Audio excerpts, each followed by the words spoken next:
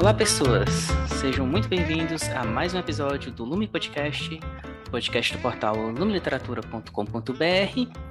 E hoje eu vou começar contando uma breve história, porque há 15 anos, mais ou menos, eu já estava incomodado com o que eu julgava uma falta de valorização da literatura contemporânea brasileira, que ainda considero, melhorou um pouco o cenário, mas ainda vejo.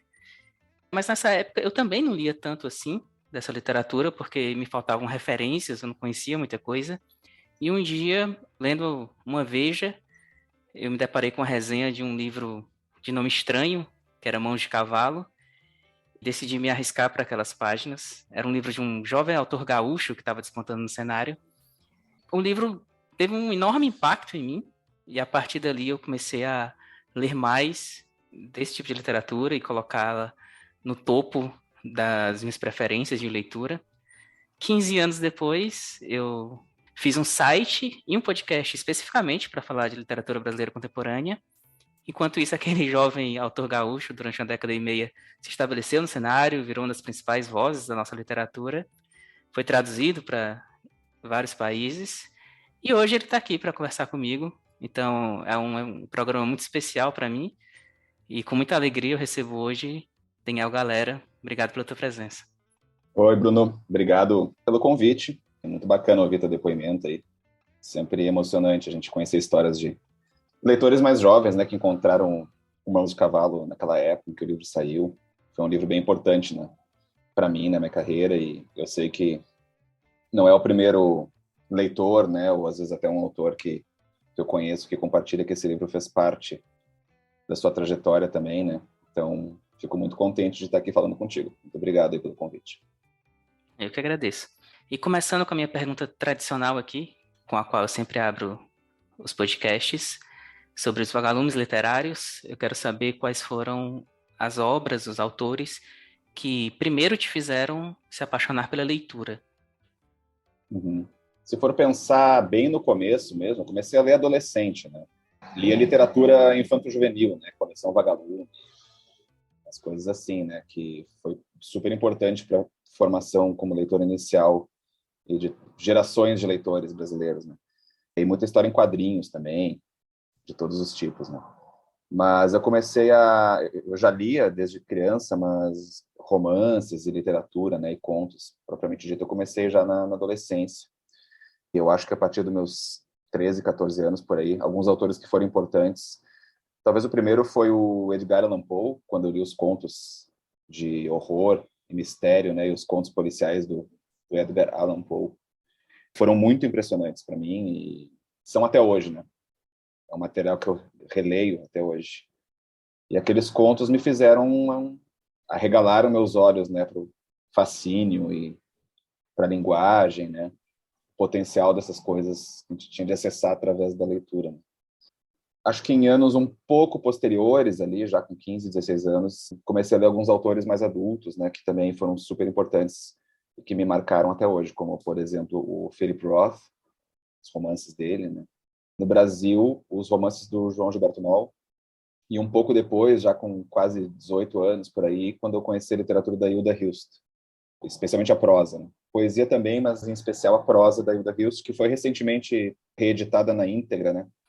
Uma caixa com 2 volumes pela Companhia das Letras, que eu recomendo muito para quem não conhece, que leia a prosa da Hilda Hilst. Que outros autores eu poderia mencionar? Alguns brasileiros, como o Luiz Vilela, como contista, né? O Raduan Nassar. Quando a gente começa a fazer essas listas na cabeça dá um branco, né? Mas teria... Aí, mencionar também é importante o Tchekov, né? Que é quase um lugar comum, assim, dos autores falando das suas influências, mas é que realmente os contos do Tchekov, tudo que tem de potencial ali, de expressar por meio da narrativa, né? Os interditos, as coisas que se pode dizer nas entrelinhas de um texto literário, os contos do Tchekov fornecem uma aula disso, né? Então é tecnicamente impressionante, mas também é muito humano, muito sensível, né? São contos que eu tenho certeza que impactam qualquer leitor no momento que eles conhecem, leem pela primeira vez os contos do Tchekov. E para mim foi determinante também ler esses contos nas edições da Editora 34, né? Me fizeram entender um pouco como eu queria escrever e como que que a prosa funcionava, né? Essa tensão entre o que é dito e o que é sugerido, né? Entre o que está evidente e o que está oculto num texto literário. O Chekhov é o grande mestre, né? Um dos grandes mestres e de certa forma um professor dessa habilidade. Então, acho que isso já deu um pequeno panorama, assim, algumas ideias de influências. Claro que se a gente ficasse aqui e tivesse tempo ilimitado, eu poderia falar a tarde toda, né? Assim. E o teu interesse pela escrita surgiu cedo também? Não, isso é um pouco curioso, até que não, porque como eu era um leitor bastante dedicado desde criança e principalmente a partir da adolescência, talvez fosse de se esperar que eu tivesse pensado mais cedo em ser escritor, né? Mas eu fui considerar isso com alguma seriedade a partir do momento que eu entrei na faculdade, já com 17 para 18 anos. Antes disso, eu tinha escrito redações de colégio e algumas tentativas de continhos, né? Mas de uma maneira muito informal. Eu não tinha na minha imaginação a possibilidade de me tornar escritor até o momento em que eu entrei para a faculdade. Eu estudei publicidade, né, na faculdade de comunicação da Universidade Federal aqui do Rio Grande do Sul, a URGS. E naquela época havia disciplinas no curso de comunicação que eram, na prática, oficinas literárias, né? Eram disciplinas dadas por professores da letras dentro do curso de comunicação. Eu fui fazer essas disciplinas porque eu gostava de ler, escrever um pouco, mas ali eu senti que eu tinha uma inclinação, né, e um talento, né, até um certo ponto, para escrever ficção. Tinha outros colegas que também queriam ser escritores, ou pelo menos queriam exercitar a escrita em paralelo às suas outras ambições e carreiras, né? E eram discussões muito legais, assim, a gente lia livros, lia os contos uns dos outros, e foi nesse ambiente meio de oficina que eu encontrei na faculdade que a convicção de que eu queria trabalhar como escritor começou a surgir. Isso andou de mãos dadas com o surgimento da internet, né? E o meu uso da internet naqueles anos. É importante ressaltar isso, porque leitores aí mais jovens que eu, alguns já têm, dependendo da idade, já têm a impressão que a internet sempre existiu, né? Mas eu faço parte de uma das últimas gerações aí que viveu uma boa parte da vida sem a internet, né? A internet começou a se popularizar, o acesso à internet no Brasil, em meados dos anos 90, mas principalmente a partir de 97, por aí. Antes disso, não havia internet, né? Ou era uma coisa muito restrita, né? Poucas pessoas tinham acesso. E eu, quando eu tive acesso à web, fiquei fascinado e imediatamente conheci pessoas interessadas em explorar aquilo e comecei a criar sites literários, sites pessoais, né? Então, eu tinha muita vontade de me autopublicar na internet. Isso já no fim dos anos 90. E foi o que eu fiz, né? Através da criação de vários fanzines e sites pessoais e tal. Revistas literárias. Eu editei uma revista chamada Proa da Palavra, que, enfim, publicou um monte de gente. Isso lá em 1997. Então, para mim, escrever e poder publicar na internet, né, para aquele público leitor potencialmente enorme, situado em qualquer lugar, né, era uma coisa muito nova. Hoje em dia a gente dá isso como dado, né, mas aquilo, imagina, né, isso não existia e de repente existe. Era muito potente, né. Acho que o meu mergulho mesmo na escrita teve também associado a isso, a ter esse novo meio incrível, cheio de possibilidades, que se abriu bem no momento em que eu estava pronto para começar a me tornar escritor, né? Interessante pensar também que nessa época é uma época anterior aos próprios blogs, né? Que dizer rede social, né? Não tinha nem blog nessa época. Os blogs começaram a ficar mais disseminados ali na virada do milênio. No começo a gente tinha que programar os nossos próprios sites e tal. Então era muito legal participar disso, né? É uma coisa que eu tenho saudade até hoje. Embora essa internet atual das redes sociais e etc., né, tem esses aspectos positivos e estimulantes também. Eu tenho muita saudade daquela antiga maneira de fazer a web, né? Um papo meio de velho, assim, mas eu tenho saudade de como era. Mas é curioso que tu tenha começado a escrever, entre aspas, um pouquinho tarde, porque tu começou a publicar muito cedo e criou a Livros do Mal, né, a editora. Como foi esse processo de iniciar uma editora e se publicar, começar a colocar no mercado? A criação da editora Livros do Mal, que aconteceu em 2001, ela foi uma extensão, né, do que aconteceu anteriormente com um fanzine online que eu fiz com amigos meus chamado Cardoso Online.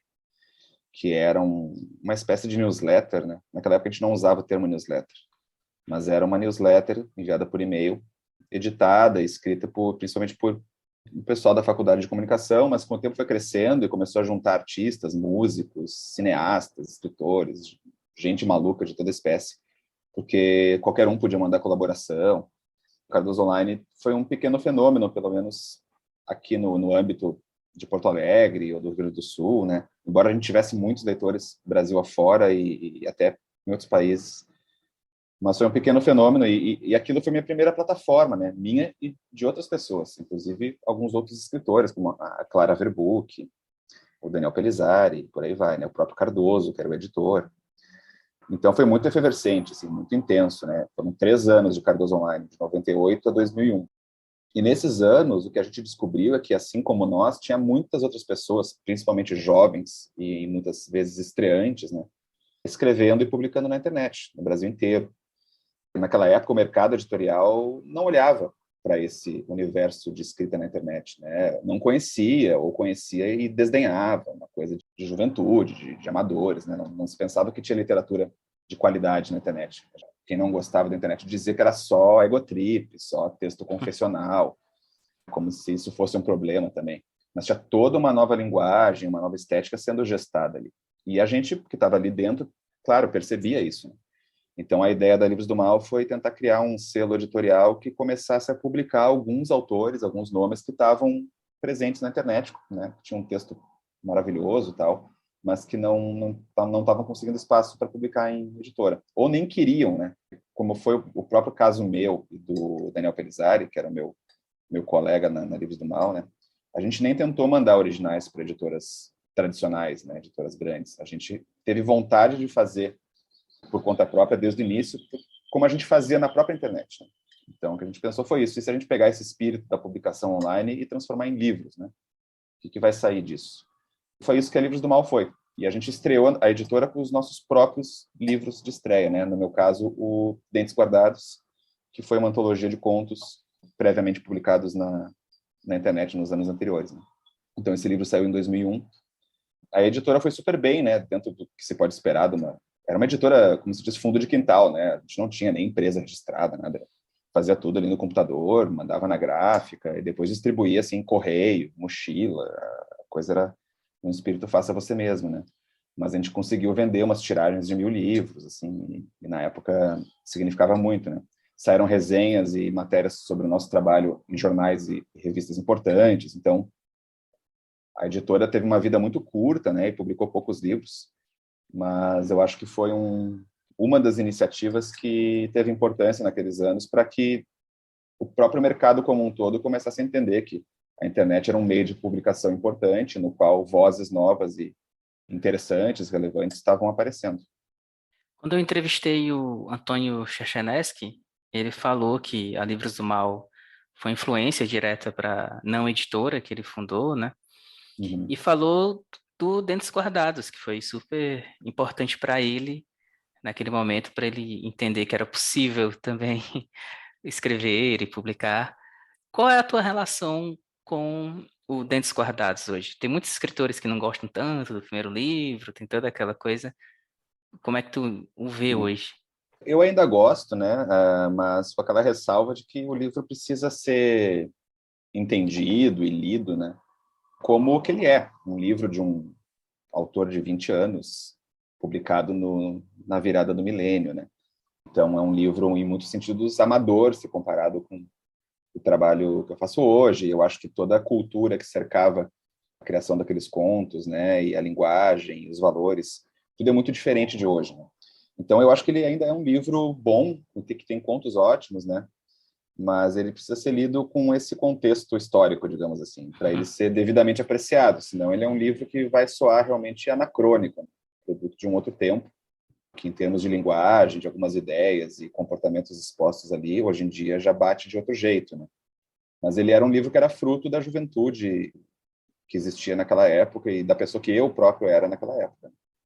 Então, todos os assuntos que estão ali, enfim, esses jovens, né, instruídos, bebendo pra caramba, transando, meio perdidos e aquela coisa meio angústia existencial. É um típico livro de estreia, né? Da virada do milênio. Visto dessa forma, é um livro que eu acho que ainda tem bastante valor. Eu nunca quis republicar, né? Eu já tive propostas de reeditar esse livro agora. Eu acho que não é o caso, porque eu não acho que a reedição desse livro seria compreendida nesse sentido que eu estou te dizendo, sabe? Uhum. Mas eu deixei ele disponível online em PDF para as pessoas baixarem por muito tempo na internet. Recentemente eu retirei, faz uns 3, 4 anos. E não sei bem porquê, assim, mas preferi deixar ele mais quietinho. Mas o livro existe já. Muitas pessoas têm o PDF em casa e os exemplares da Livros do Mal, que no total foram impressos 1.100.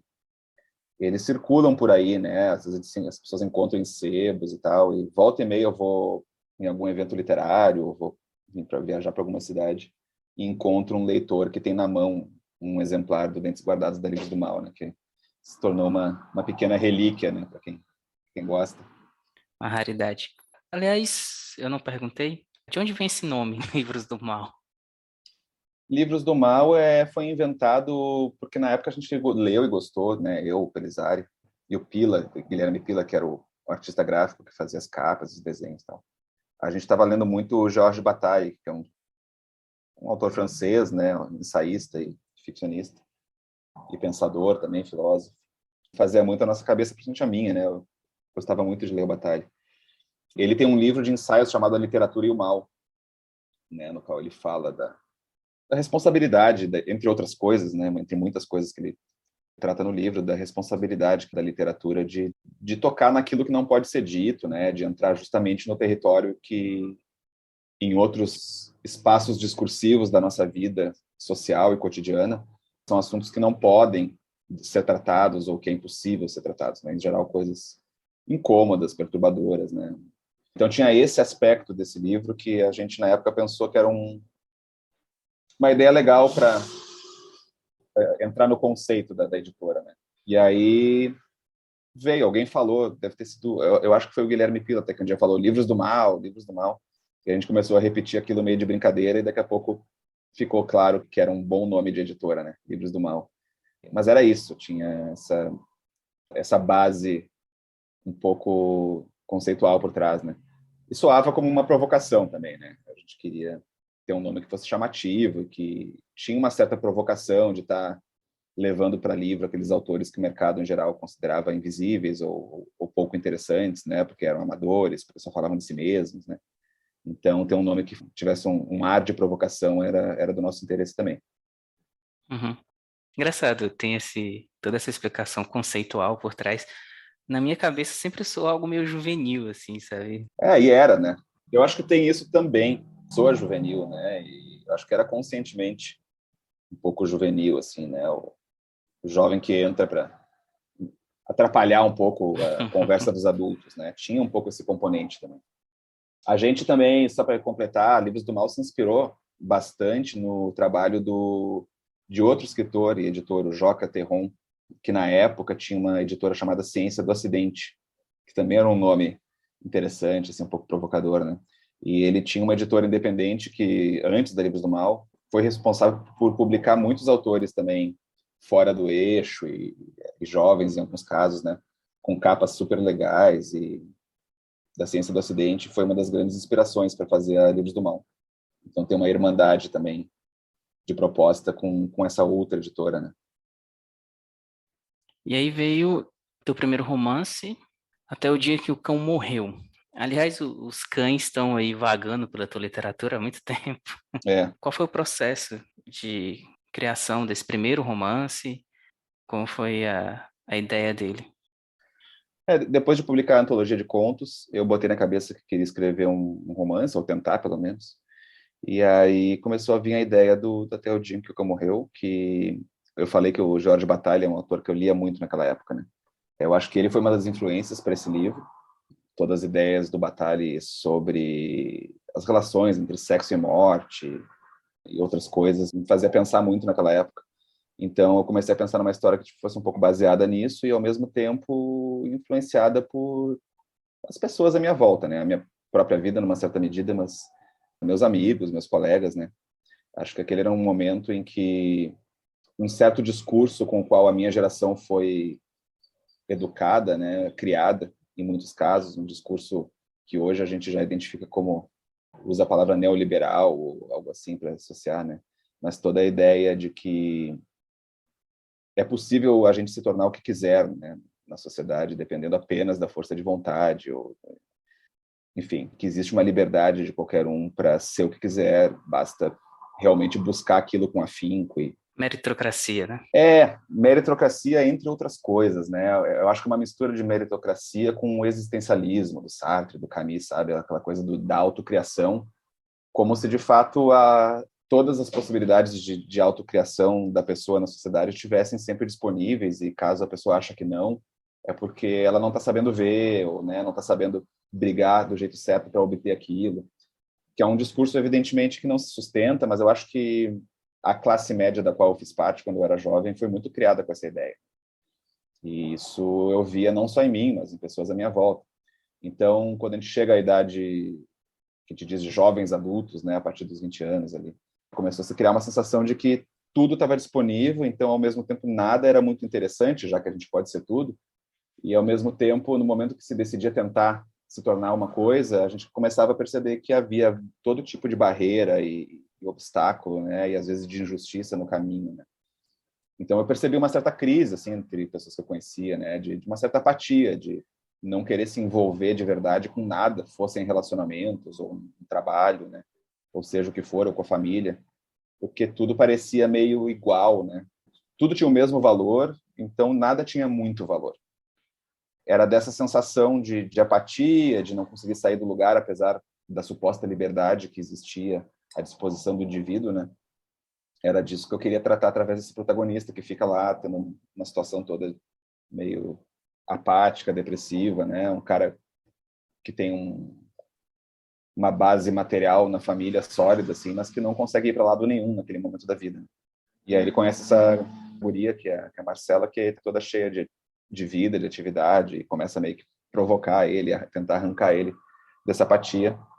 E aí todos os conflitos começam a surgir disso. Então essa foi a ideia desse livro, né? E eu escrevi ele rápido, assim, coisa de 3, 4 meses. É um livro curto, né? Tem 80, 90 páginas. Foi o que eu consegui fazer naquela época, foi meu primeiro romance, né? Foi um livro que teve uma recepção legal também. Acabou sendo filmado pelo Beto Brant na época, né? Foi um passo importante também para mim. Acho que essa apatia aparece já na abertura do livro, né? Quando a gente vê que o cara não deu nem nome pro cachorro, né? Aham, exatamente. Toda essa ideia de cachorro não precisa ter nome, não precisa cuidar, o cachorro se cuida sozinho. E aí depois vê o Mãos de Cavalo, que como tu falou, é um livro que afetou muitas pessoas, né? Pegou muita gente. E eu acho natural, porque é um romance de formação. Quem cresceu nos anos 90 de alguma forma, você era adolescente nos anos 90, né? Eu era criança, mas de alguma maneira a gente divide isso. E acho que é um romance que retratou essa geração. Como foi o processo de escrita desse romance? Fala um pouco do Mãos de Cavalo, que eu tô curioso. O Monstro Cavalo é um livro que tem várias coisas rolando ao mesmo tempo, né? Em parte, ele era uma tentativa de recriar ficcionalmente o universo da minha adolescência, né? O ambiente no qual eu cresci. Ele não é uma história autobiográfica, né? O Hermano não sou eu. A história que acontece com o Hermano é em grande medida inventado, mas aquele mundinho dele, ele é muito baseado no que era o mundinho do meu condomínio, do meu bairro, da minha adolescência durante os anos 90, primeira metade dos anos 90. Então tinha, em primeiro lugar, um esforço de recuperar aquilo e transformar em ficção, com o máximo de detalhe e vivacidade possível, né? E aí tinha esse protagonista, que tem suas questões de identidade, de lidar com os valores de virilidade, de masculinidade que circulavam, né, numa turma de jovens da idade dele naquela época. Ele tem uma relação conflituosa com isso. Ele, ao mesmo tempo, quer se tornar o tipo de figura um pouco heróica, como a das histórias em quadrinhos, ou do valentão do bairro dele, né? Mas ele tem um temperamento e uma vida interior que se chocam com isso. Ele era um cara introspectivo, um garoto um tanto sensível, e então ele está em dilema em relação a isso, né? Então o livro um pouco coloca essa pergunta, né, por meio desse protagonista: até que ponto a gente consegue transformar quem a gente é, nosso jeito de ser, nosso temperamento, nossa forma de se comportar, com base na vontade, ou se nós estamos um pouco determinados a ser quem somos, em termos de atitude, de visão de comportamento, né, de sensibilidade. Essa é a grande conflito do Hermano. E para tratar disso, me pareceu interessante criar essa história que colocava ele em dois momentos da vida, né? O adolescente e o adulto, uns 15 ou 20 anos depois, já formado, um médico, um cirurgião bem-sucedido. Mas eu pensei nessa estrutura do livro, alternando os capítulos e construído de forma que não era dito claramente que esse adulto e esse adolescente são o mesmo personagem, porque eles são um tanto diferentes no começo da história. O leitor perceberia em algum momento da leitura, né, diferentes leitores percebem em diferentes momentos, que na verdade se trata da mesma pessoa, né? O Hermano é o adulto que está narrando do ponto de vista do qual é narrada as partes no presente, né, da narrativa. Então é isso, ele tem várias ideias sobre vida humana, mas várias ideias em termos de estrutura narrativa e de linguagem, né? Eu tentei incorporar todas elas ao livro. Eu queria uma linguagem que fosse, reproduzisse bem, né, o jeito de falar da juventude naquela época. Mas, enfim, é um livro que tem várias coisas rolando.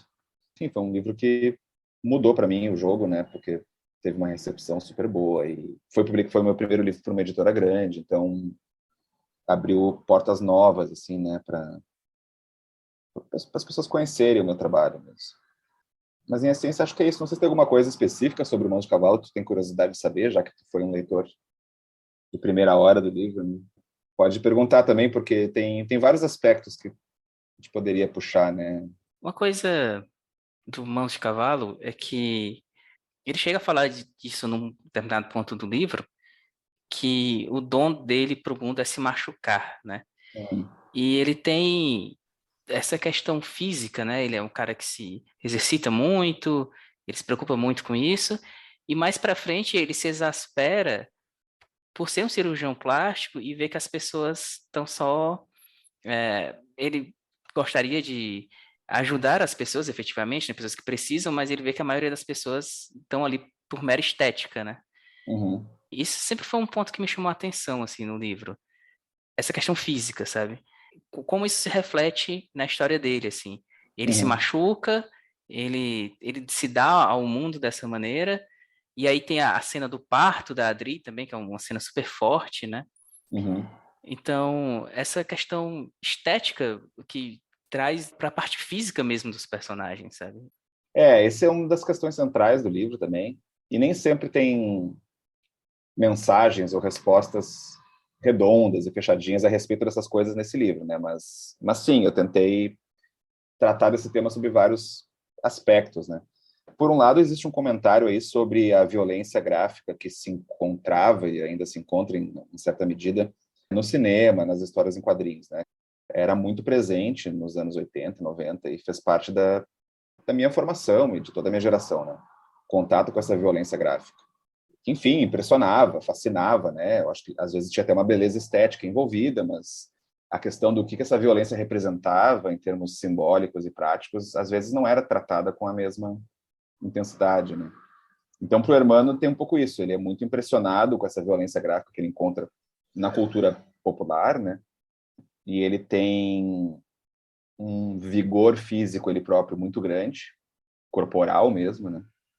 E ele é muito fascinado com essas situações de violência que ele vê se concretizarem no mundo real através do comportamento de alguns amigos dele, da turma do bairro, das brigas entre os meninos e da violência urbana que não chega a afetar diretamente a vida dele, mas que está presente de alguma forma nos contornos ali do lugar onde ele mora. Então, ele quer ser ele tem esse vigor, mas ele não tem a agressividade. Ele tem, pelo contrário, uma certa aversão à prática da agressividade, né? Ele tem até medo de sangue. Então, esse é o embate interno dele, né? Ele quer ser uma coisa, mas certos sentimentos e emoções que ele tem apontam na direção contrária, de uma coisa mais pacífica, né? E aí ele lida com isso de várias maneiras, né? O fato dele se machucar, às vezes, dele imaginar brigas com outros garotos na cabeça dele, que ele acaba perdendo, várias outras formas que ele acaba se machucando, causando pequenos episódios de dor nele mesmo. Acho que tem a ver com a incapacidade dele de resolver isso aí dentro da cabeça dele. Ele está tateando o mundo para ver para onde que eu vou canalizar essa minha vontade, canalizar essa violência represada, que não seja me tornando um garoto agressivo como eu não sou. Então, ele se tornar um médico cirurgião tem a ver com isso. Ele espera poder controlar um pouco esses impulsos, levando eles para essa prática da medicina que vai mexer com o corpo dos outros, e vai cortar, e vai costurar, e vai cauterizar, e vai abrir, fechar, e o sangue vai se tornar uma coisa profissional para ele, né? Então, quando ele, acho que no fim do livro ele chega um pouco com esse plano, assim, eu vou canalizar isso para me tornar um cirurgião, né? Eu vou manter isso sob controle dentro de mim mesmo, transformando isso numa profissão, numa prática que vai estar presente o tempo inteiro na minha vida, mas que não é uma prática de violência, uma prática de cura, uma prática de cuidado, né? Eu acho que eu expus aí algumas maneiras de entender toda essa questão da violência, mas é isso. Por trás está um pouco a proposta de pensar a violência simbólica e gráfica e cultural que circula, né, ou circulava bastante naquela época. Quais são as consequências práticas e materiais dela, né? Quão diferente é a gente lidar emocionalmente com a violência de um filme, onde as pessoas estão sendo espancadas, decapitadas, né?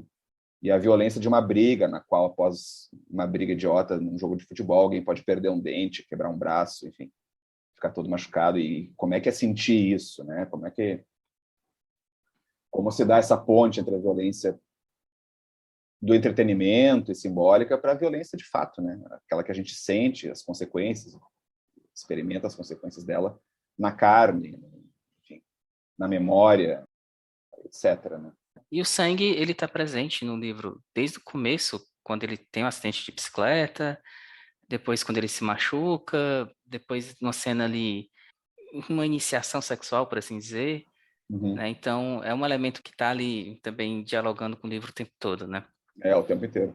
Depois do Mão de Cavalo, veio o Cordilheira, que fez parte do Amores Expressos, né? Uhum. Que foi a coleção da Companhia das Letras, onde os autores viajavam para outros países e tinham que produzir. E você foi para a Argentina, não é isso? Foi. Como foi essa experiência de estar em outro lugar especificamente para escrever? E eu sei que os teus livros, eles acabam dialogando muito com os locais onde eles acontecem. Então, como foi essa experiência para ti? Foi uma experiência estranha, né? Essa situação não é uma coisa normal, assim, né? Uma boa definição. É uma situação extraordinária que aconteceu, porque surgiu esse projeto super ambicioso, meio doido também, de levar 20 escritores para cidades. Não eram 20, eram 16, eu acho. Para Acho que cidades eram 12. do mundo todo, né? Uhum. Para escrever um romance que se passasse lá. Então, tinha um mês para pesquisar tal. E aí, um certo prazo para entregar um romance. E eu fui chamado e os autores não podiam escolher para onde queriam ir, né? Tu recebia o convite já com a cidade, com base na curadoria lá, que foi até o João Paulo Cuenca, escritor da minha geração aí, que fez essa curadoria. Quando ele me convidou, já era tipo assim, quer participar? E é para ir para Buenos Aires. Eu falei, porra, Buenos Aires é do lado da onde eu me criei, lá em Porto Alegre. Pô, me manda para um lugar diferente para conhecer, né? Mas ele botou na cabeça que tinha que ser em Buenos Aires para mim. Mas claro, topei, todo mundo foi convidado para isso e topou. Mas era uma situação esquisita, assim, que eu fui ver o que ia dar, né? E eu tinha já a ideia geral de um próximo romance baseado nessa personagem, que era essa jovem escritora, e era um romance que tinha a ver com questões sobre a idealização da literatura e uma coisa também metaliterária, de comentar um pouco a cena literária de uma forma um pouco irônica, né?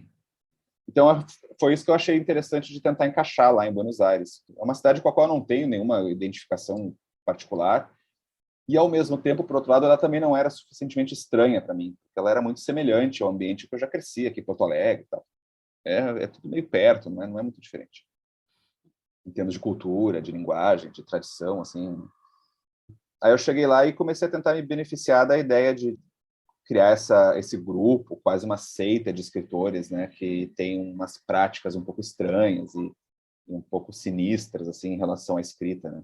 E ela vai sendo envolvida nisso, então foi isso que eu procurei experimentar lá. E foi uma experiência estranha mesmo. Eu fiquei lá um mês e não fazendo nada além de passear pela cidade, imaginando as cenas e procurando coisas novas que pudesse virar elementos para o livro, cenários e climas e detalhes, né? E acabei viajando para Ushuaia, lá na Patagônia, para olhar uma coisa um pouco mais diferente, mais fora de um centro urbano, né? E acabou sendo importante porque todo o clímax do romance acabou se dando naquela região lá, no Ushuaia, no alto da montanha e tal. E aí voltei, depois de um mês voltei, morava em São Paulo na época, e aí sentei e fiquei escrevendo, né? E eu acho que a estranheza da experiência propriamente dita se reflete um pouco na estranheza do livro, que é um livro um pouco diferente dos meus outros em alguns sentidos, né? Por essa disposição em fazer umas certas brincadeiras metaliterárias para início de conversa, né? O livro é narrado por uma escritora que não quer mais escrever, e o livro dela que ela escreveu, o livro fictício dela, faz parte da história, porque ele é venerado por outros escritores que querem se tornar personagens de seus livros, e um deles quer que o personagem do livro da Anita faça parte da história do personagem do livro dele na vida real. Enfim, começam esses emaranhamentos, né, de narrativas dentro de narrativas. A Anita vê isso com um certo ceticismo, né? Ela não vê tanta graça nesse papinho aí, né? Mas aqueles escritores lá, eles são super... veem a literatura de um jeito super idealizado. Não, a gente tem que viver o que a gente escreve e tal. E é para ser um pouco um comentário sobre a linguagem literária propriamente dita, mas também um comentário sobre a cena literária no que ela tem, às vezes, de mais ridículo mesmo, sei lá, idealizado, né, romantizado, digamos assim. Eu acho que o livro tira um pouco de onda com a romantização da vida dedicada à escrita. Entre outras coisas, né? É um livro cheio de assuntinhos, assim, mas é isso que eu gosto mais, que eu acho mais interessante nele.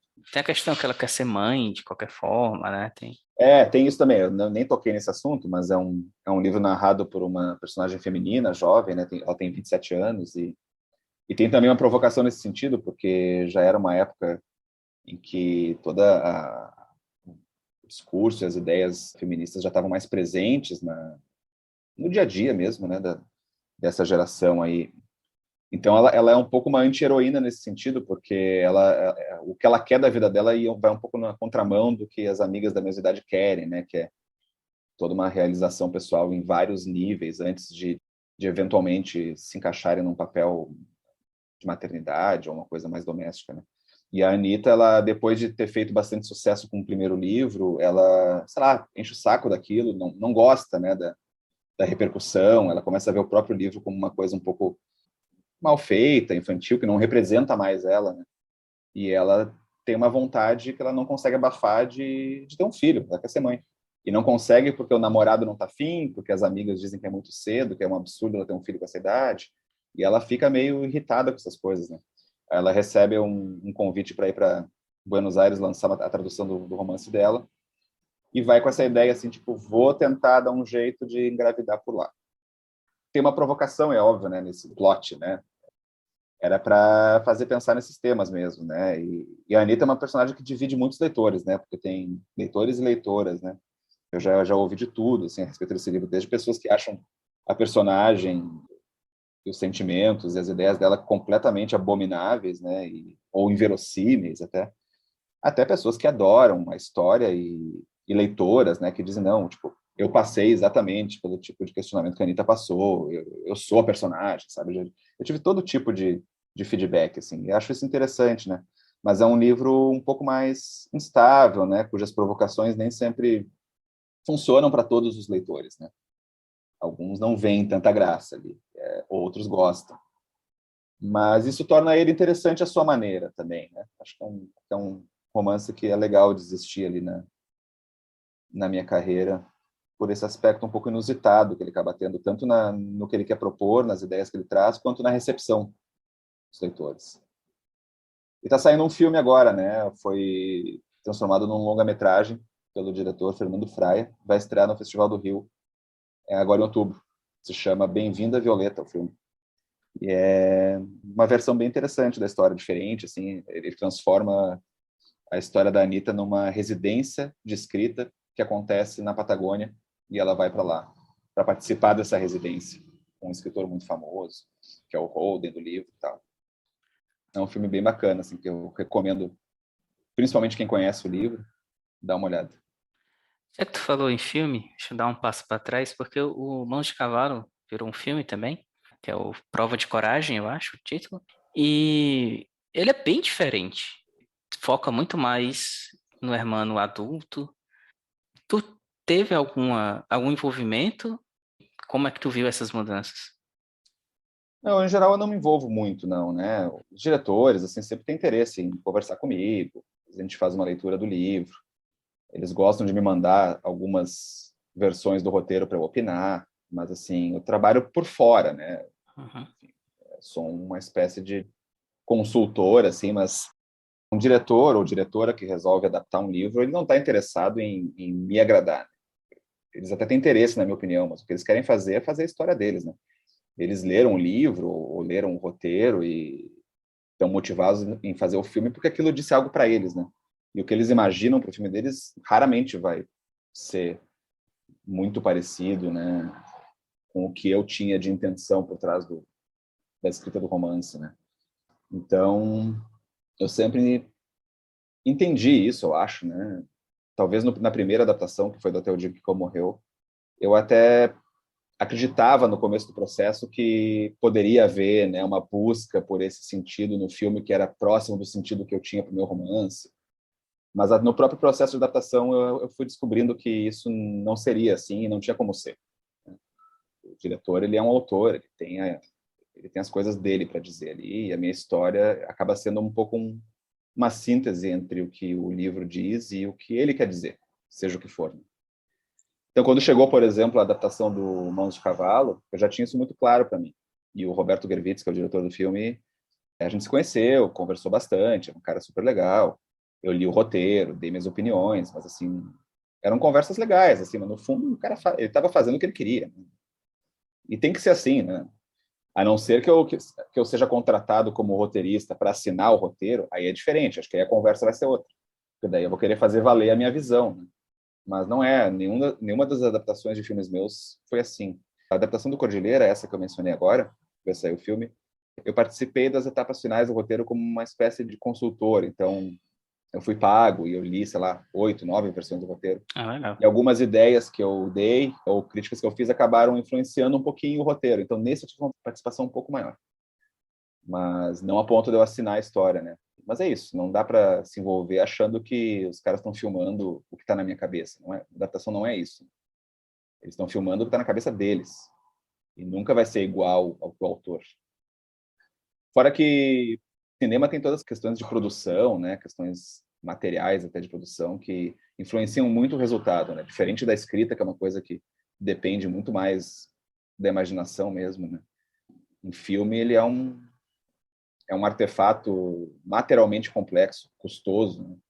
Envolve equipes de dezenas e dezenas, às vezes até centenas de pessoas. É uma criatura bem diferente de um romance.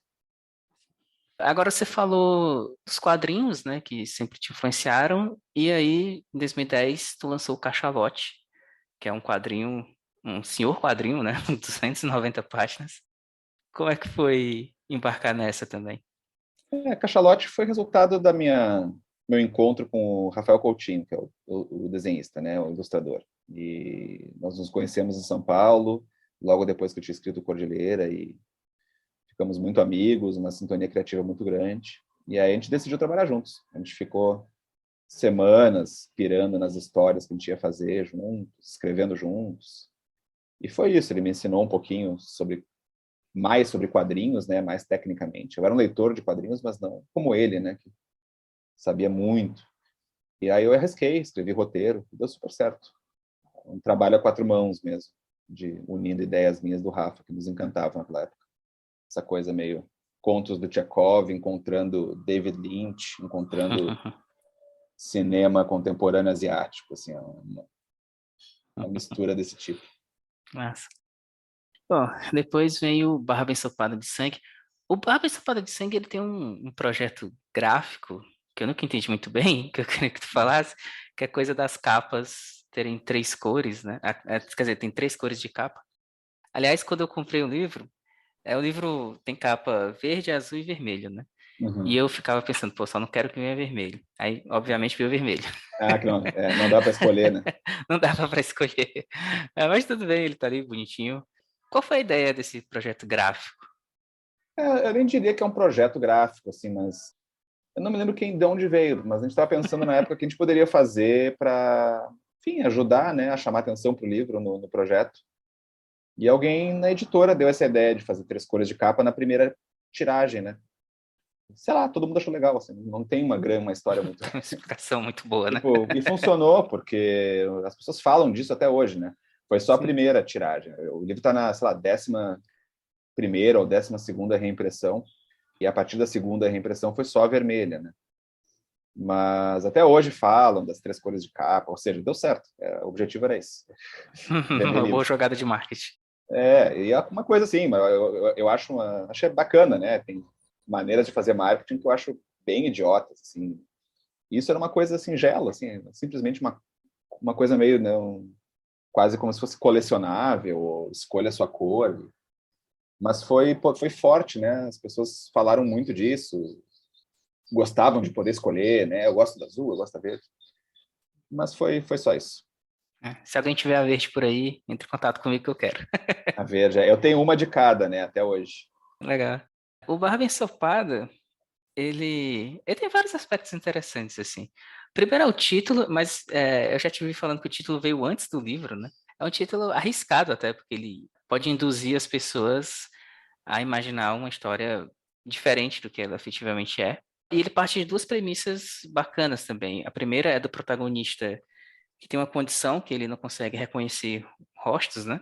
E aquela história que acho que também, se não me engano, foi a força motriz, né, que te fez embarcar, que é a história do cara que é meio que assassinado pela cidade inteira, né?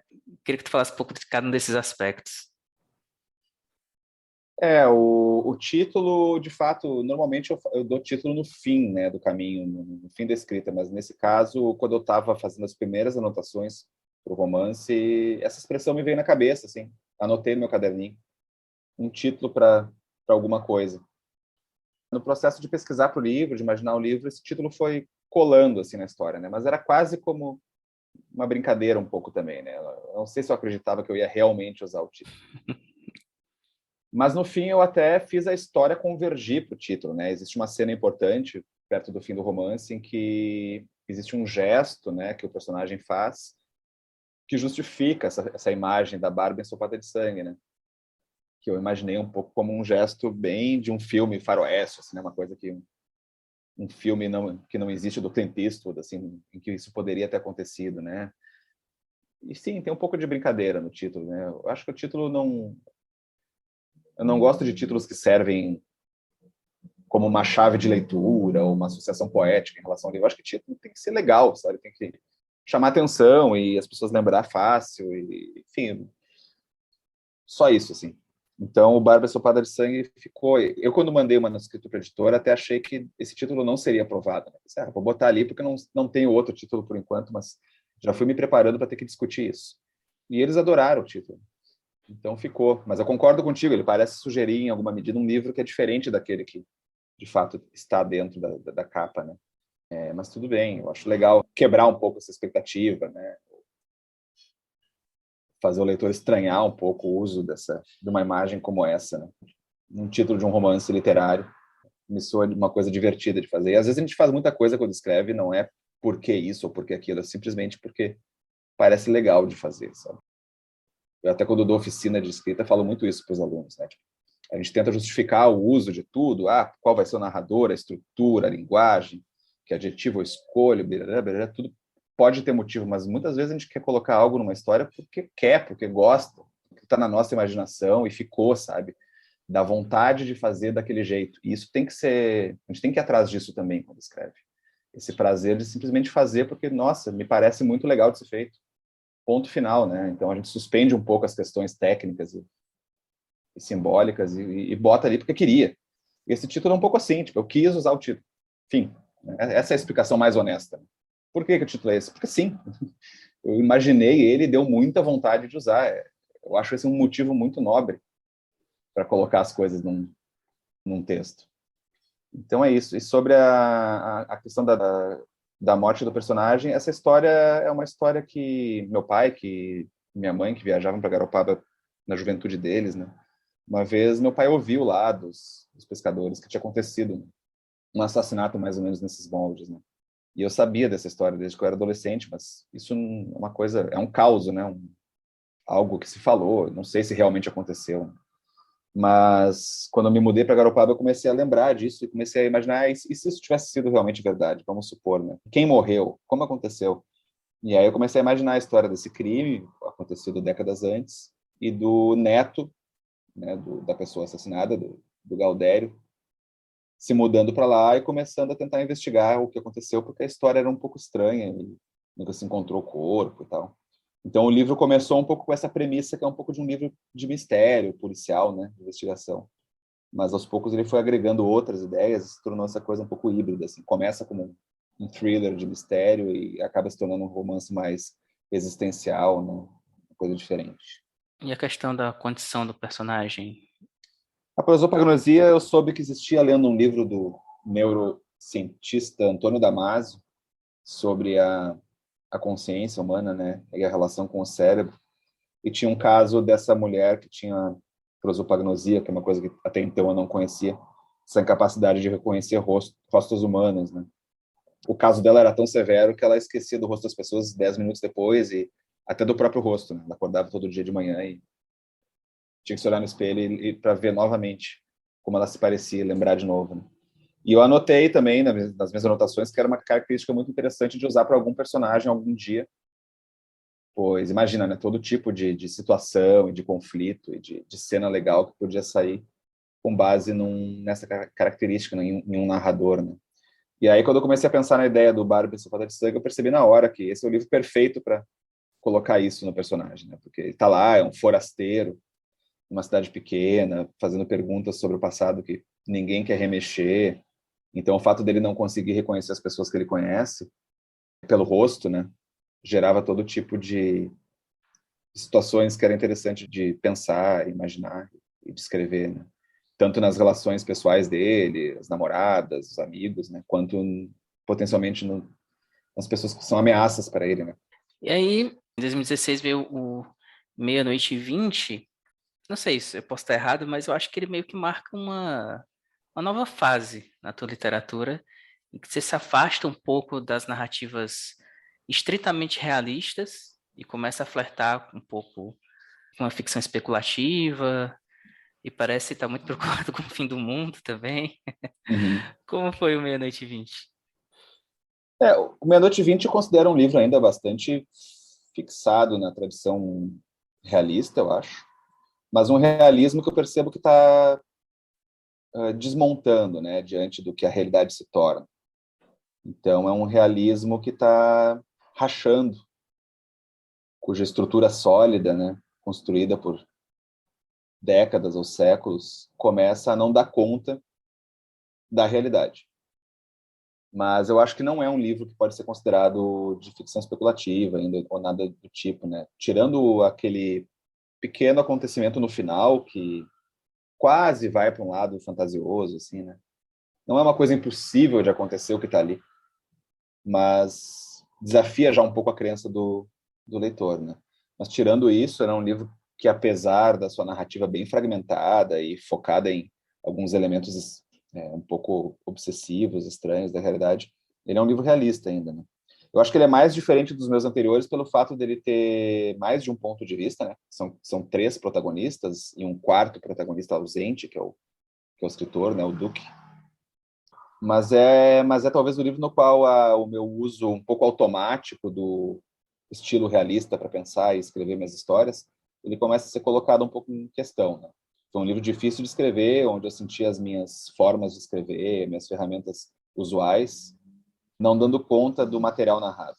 E isso tinha a ver com transformações no mundo à minha volta, né? Transformações políticas, do meio ambiente, da vida íntima das pessoas e da tecnologia, né?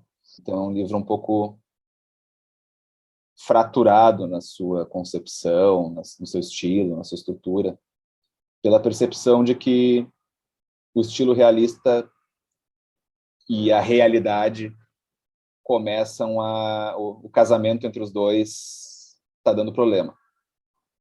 É um pouco isso. Então, acho que esse livro ele expressa um pouco essa... Foi uma descoberta disso enquanto eu escrevia, né? Eu acho que o livro expressa esse conflito.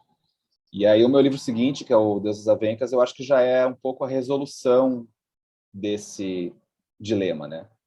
Com base na experiência de escrever o Meia-Noite e 20, das coisas que eu pensei a partir da escrita do Meia-Noite e 20, nos anos seguintes, eu sim dou um passo em direção a escrever uma ficção especulativa, que já penetra um pouco no terreno da ficção científica ou do fantasioso, né? Me autorizei a fazer isso para ver onde ia dar. Sim. Então, Exatamente a minha sensação, assim, o Meia-Noite e 20, ele parece ensaiar alguma coisa.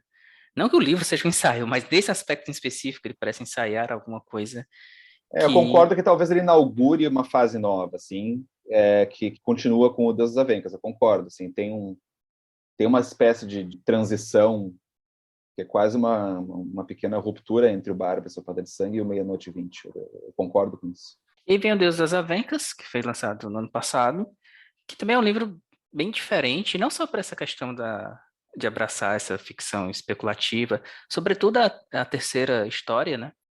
Mas porque são três histórias, né? Três novelas independentes. Como foi essa ideia de fazer três novelas? A ideia sempre foi essa, de fazer três histórias diferentes, que não necessariamente se comunicam, né? Mas não necessariamente estão ali no mesmo universo. De onde surgiu esse livro agora? Na verdade, não. Depois do Meia-Noite e 20, em algum momento, eu botei na cabeça que eu ia fazer um livro de contos, né? Porque eu tinha mais de uma ideia, não sabia qual que eu ia desenvolver. E aí fazia tempo que eu não escrevia contos, então eu passei ali um ou 2 anos com isso na cabeça. Vou fazer um livro de contos. E cheguei a iniciar assim, 6 ou 7 histórias diferentes que eu imaginava que cada uma se transformaria num conto, eventualmente. Só que no processo de escrita dessas histórias, algumas eu comecei a descartar, elas não funcionaram bem, e essas 3 ficaram e começaram ao mesmo tempo a se revelar um pouco mais longas, né, um pouco mais ambiciosas do que o formato do conto inicialmente permitia. Então, já em algum momento posterior, eu tomei essa decisão. Não, eu tenho 3 histórias, cada uma delas poderia ser uma novela ou até um romance, não sei. E em algum momento eu percebi que elas tinham um diálogo legal entre elas e que se eu desenvolvesse as 3 na forma de contos longos ou de novelas, né, que pode ser pensado como um romance curto, né, romance simples, eu teria um livro com 3 histórias e aí, de repente, me pareceu a coisa certa a se fazer.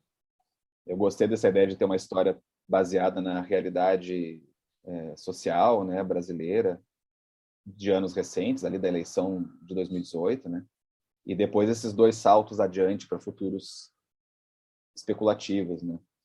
E aí foi isso que eu executei, né.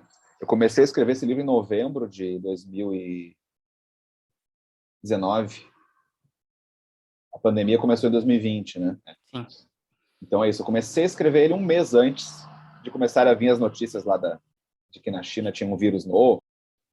Então, eu escrevi o livro, na verdade, durante o primeiro ano da pandemia, né, o pior da pandemia. Mas as histórias tinham sido pensadas antes, por isso até que não entra muito na questão da pandemia, do vírus, né. Mas eu estava mais em torno das questões de crise climática, crise de modernidade e da questão da eleição de 2018, que elegeu o Bolsonaro e tal, que tinha sido um evento muito traumático e cujas consequências a gente foi conhecendo logo em seguida, né? As consequências concretas que se somaram à pandemia e tal. Então, o livro junta aquelas inquietações que já vinham desde o Meia-Noite e 20 com essa realidade recente brasileira, com a percepção de que as crises agora são globais, né? Ecológica, principalmente, política. E essas são histórias que brotaram da observação e da sensação de estar vivo em meio a todos esses acontecimentos aí. E tem uma questão que tu não falou que é também tecnológica, né? Principalmente Tóquio tem um conflito tecnológico existencial de como a consciência pode estar ali no dispositivo, né? A tecnologia está ligada a todos os outros temas, né? ela faz parte da questão da eleição de 2018, no sentido de como as redes sociais, as fake news ditaram muito o andamento, né, do processo político e eleitoral. Ela está ligada com a própria questão ecológica, né, porque os impasses da mudança climática que a gente experimenta são decorrentes da Revolução Industrial e da maneira como o progresso tecnológico ali fez andar a industrialização e, enfim, o modo de vida e de consumo das pessoas no último século. Tudo isso desemboca para os gases do efeito estufa, para extinções, para poluição, para o petróleo, extrativismo, derrubada de matas. Então, a tecnologia está andando junto com essas coisas, né? E o tipo de tecnologia que as pessoas imaginam para o futuro próximo é o assunto de Tóquio, né? Tipo, diante de todos esses problemas que existem, né? Algumas das pessoas mais poderosas e ricas do planeta estão investindo numa tecnologia que vai agravar ainda mais esses problemas e possibilitar pessoas muito exclusivas em termos de riqueza, né? Alguma espécie de fuga de uma destruição que já se torna irreversível para 99% das pessoas do planeta.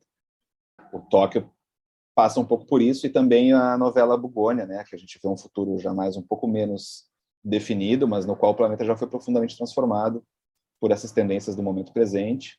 Eu foco numa comunidade que estabeleceu um modo de vida mais aliado com outras entidades, outras criaturas, né? O que não quer dizer que eles encontraram alguma utopia, pelo contrário, né? O que a novela narra é um momento de crise dessa comunidade, porque tudo está em constante transformação e conflito, mesmo no futuro, né? Mesmo que alianças sejam feitas com alianças momentaneamente benéficas, né? Mutuamente benéficas com outros seres, nunca vai estar dado que elas são eternas ou livres dos seus próprios conflitos e perturbações, né? A tecnologia está presente também, né?